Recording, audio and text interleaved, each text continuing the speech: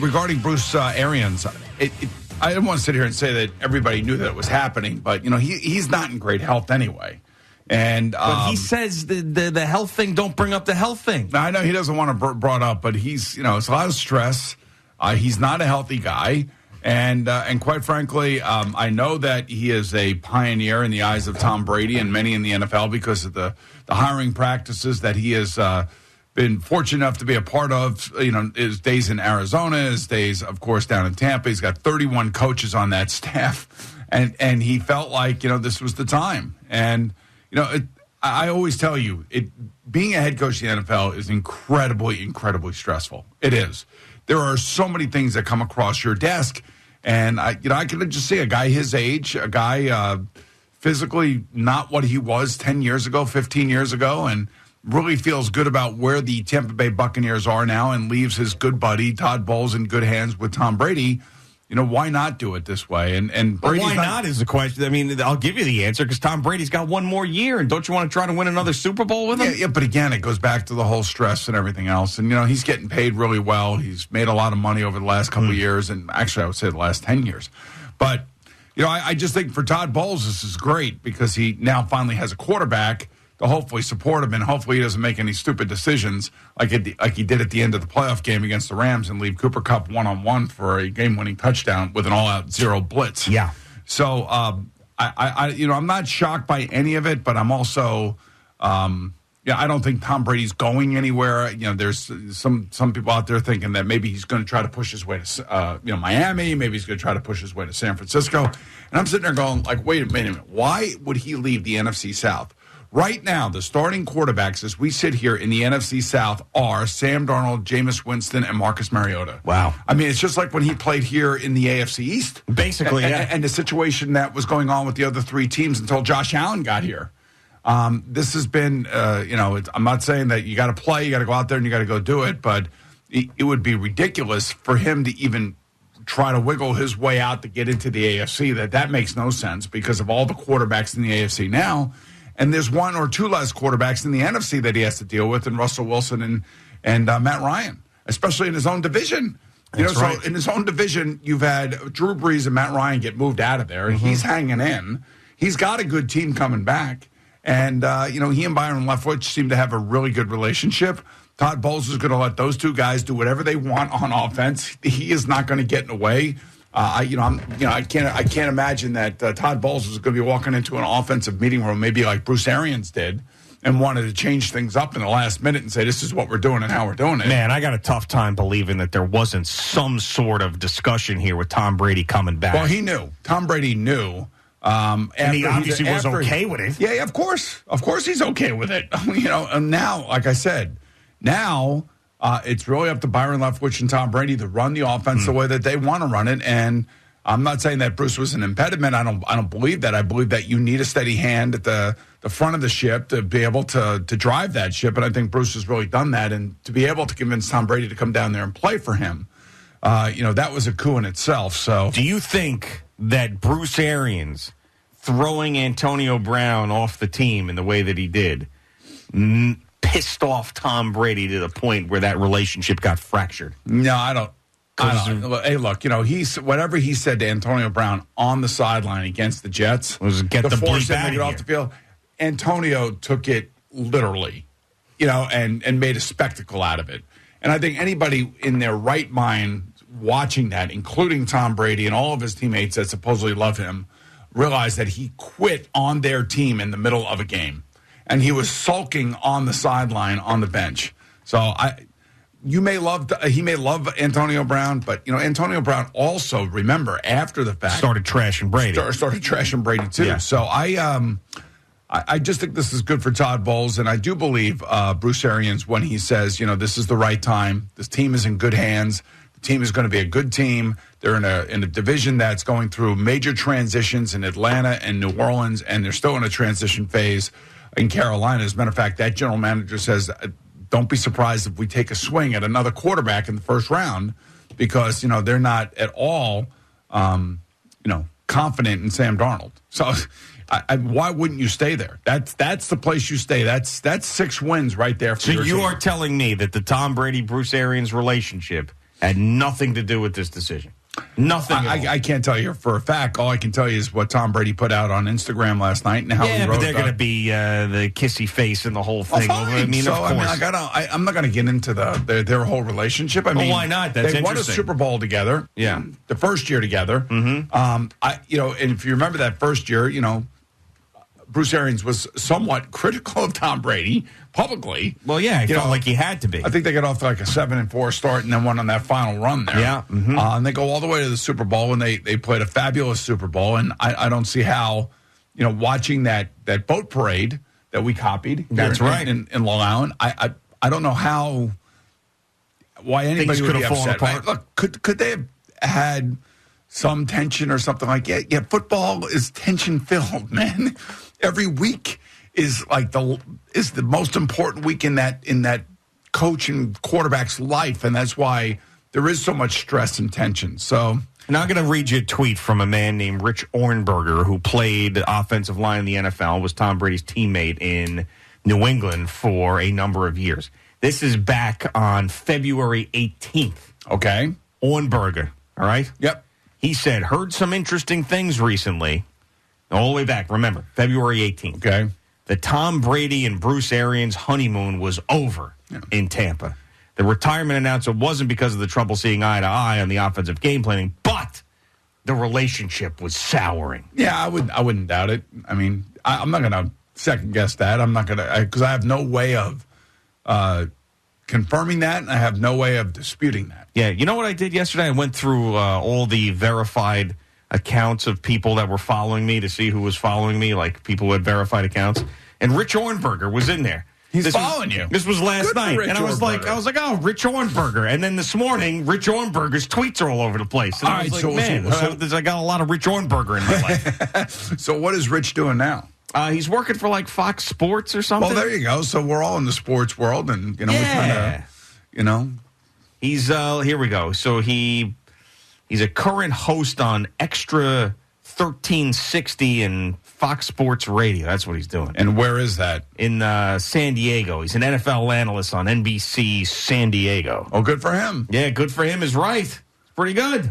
So you don't think that there was a situation where Tom Brady said, all right, I'll come back for another year, but Bruce has got to go. I didn't say that. I said I can't confirm that, is what I'm saying. And I like to say things that I feel like I can confirm. Yeah, can't confirm or deny. Right. It's interesting. It's fishy to me. Because I think I would have heard something about this. Yeah. For one reason and one reason only. Yeah. Coach Arians and Coach Cowher are close friends. Ah.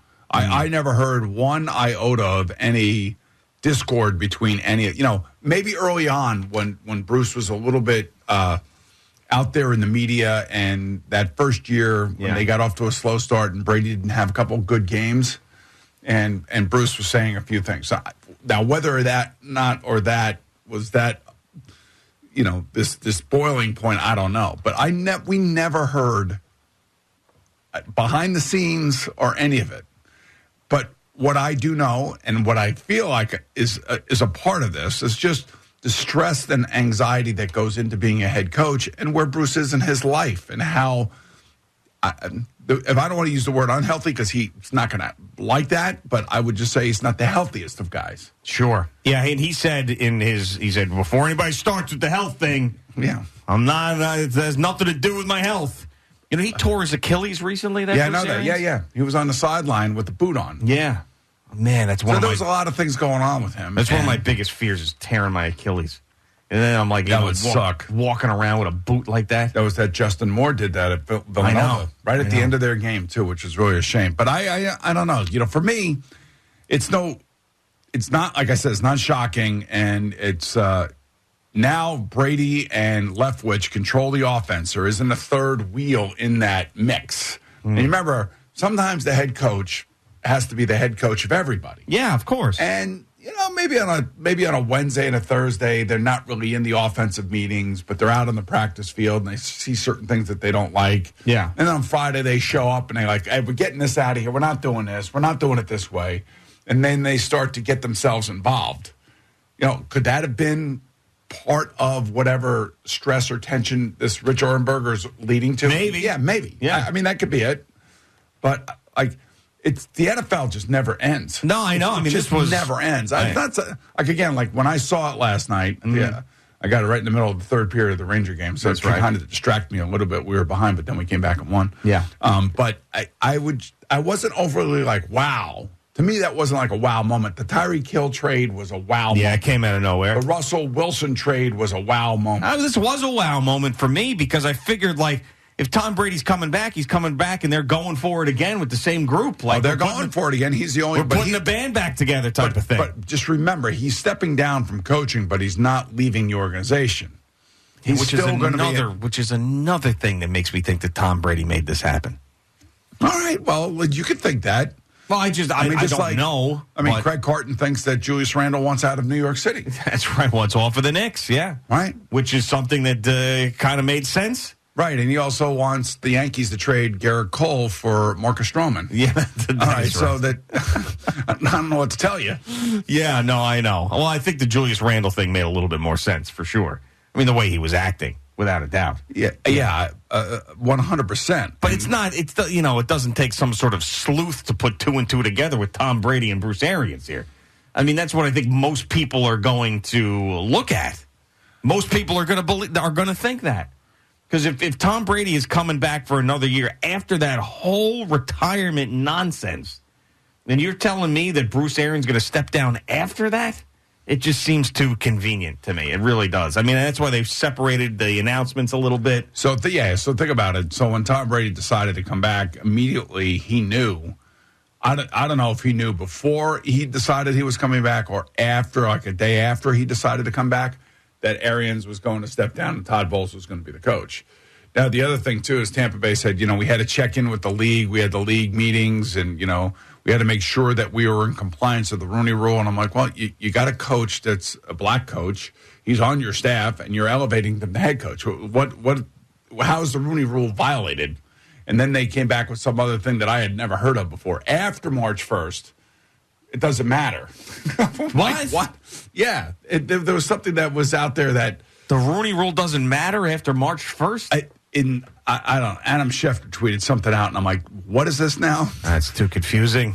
Right, but I think if you're elevating a coach on your staff, especially if he's a minority coach, there shouldn't be an issue. There shouldn't be any issue whatsoever. Yeah. I think everybody would be happy about it. Especially with the Tampa Bay Buccaneers, who have provided opportunities for black head coaches. Yes. Raheem Morris, Tony Dungy, Lovie Smith, and now, of course, Todd Bowles. And Bruce Arians is also his coaching staff is very diverse. It always has been. Well, that's the point. Yeah. So he's got, I think he said that in Bruce Arians' statements, he said, look, at the end of next February, I was going to retire anyway. Mm-hmm.